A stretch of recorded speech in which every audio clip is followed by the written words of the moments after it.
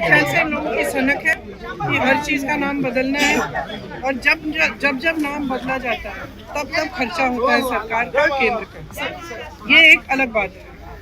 ये योजना महात्मा गांधी जी के नाम पर है। महात्मा गांधी जी हमारे राष्ट्रपिता हैं, उनका अपमान नहीं होना चाहिए। और तीसरी और सबसे ज़रूरी बात, नाम बदलने से ज़्यादा ज़रूरी ये बात है कि जो अधिकार इसी सदन में सबकी सहमति से जब वो कानून बना, तो यहाँ एक भी राजनीतिक दल नहीं था जिसने सहमति नहीं दी।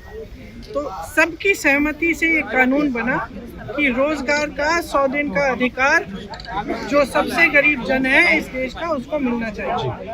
अब इन्होंने बहुत चालाकी की है, क्योंकि ऊपर से ऐसे दिखता है कि सिर्फ नाम बदल रहे हैं और 100 से 125 दिन को बढ़ा रहे हैं। लेकिन इसको अगर ठीक तरह से पढ़ा जाए तो इसमें 2-3 ऐसे विषय हैं जिनसे ये योजना कमजोर क्या ये खत्म हो सकती है। और मैं आपको समझाती हूँ कि ये क्या है ये विषय। सबसे पहला कि इन्होंने 100 से 125 दिन की बात की है, लेकिन कमाई को बढ़ाने की कोई बात नहीं की है। आज अगर आप किसी भी प्रदेश में जाएंगे, आपको पता चलेगा कि जो मनरेगा का बकाया अभी मिला नहीं है। तो जहाँ जाएंगे मजदूर ये कहते हैं कि अभी हमें पैसा नहीं मिला है। तो आप उतना पैसा नहीं दे पाए हो। केंद्र पहले 90% केंद्र की जिम्मेदारी होती थी कि केंद्र पैसे देगा। आज उन्होंने इस विधेयक से ये चाहते हैं कि वो कम हो जाए। तो जब वो कम होगा तो प्रदेश को देना पड़ेगा। जो गरीब प्रदेश है वो दे ही नहीं पाएंगे। इतना भार, इतना बोझ पड़ जाएगा उनकी अर्थव्यवस्था पर कि वो दे ही नहीं पाएंगे। जब दे नहीं पाएंगे तो क्या होगा? योजना खत्म हो जाएगी। दूसरी बात, आज जो गांव में काम होना है वो कौन तय करता है, कौन निर्धारित करता है? ग्राम प्रधान, पंचायत में निर्धारित होता है वो, और उसके लिए पैसे वहीं पे भेजे जाते हैं।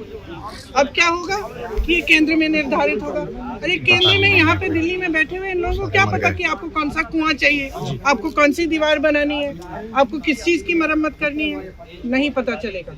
और इससे क्या होगा कि जो अधिकार आपने पंचायतों को दिया था, पंचायती राज द्वारा जो 73वां जो कानून था, संशोधन था, उसके तहत जो आपने अधिकार दिया था वो भी खत्म हो जाएगा। मेरा तो हो नहीं इसका मतलब है कि आप केंद्र में आप सारी सत्ता चाहते हो, आप ये निर्णय लेना चाहते हो कि कितना पैसा किसको कब भेजेंगे, किस काम में जाएगा, आप ये निर्धारित यहाँ केंद्र में करना चाहते हो। प्रदेश को आपने सारे पूंजी की जिम्मेदारी दे दी कि भाई तुम ही लगाओ इसमें पैसे। और जो पंचायत में है, जो गांव में है, उसका क्या होगा?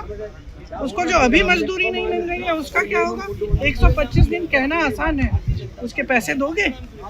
खुद कह रहे हो कि नहीं देंगे, तो क्या होगा? स्कीम खत्म हो जाएगी। ये साधारण स्कीम बन जाएगी जो बाकी सरकारी स्कीम है। इसमें जो अधिकार है, जो ग्रामीण जनता के लिए, जो हमारे सबसे गरीब भाई बहनों के लिए जो अधिकार है वो खत्म करने जा रहे हैं। और आप जहाँ भी जाएंगे इस देश में, दूर से पता चल जाएगा कि ये मनरेगा का लेबर है, ये मनरेगा का मजदूर है।